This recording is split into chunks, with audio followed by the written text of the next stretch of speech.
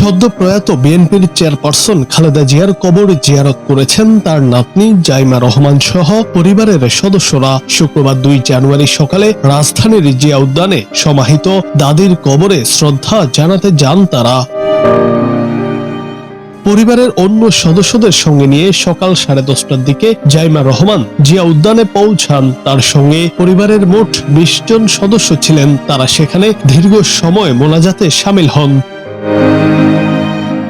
কবর জিয়ারতের সময় তাদের স্থির ও শান্ত থাকতে দেখা গেছে। জাইমা রহমানের সঙ্গে খালেদা জিয়ার ছোট ছেলে আরাফাত রহমান কোকোর স্ত্রী সৈয়দা শর্মিলা রহমান সহ পরিবারের নিকট আত্মীয়রা উপস্থিত ছিলেন।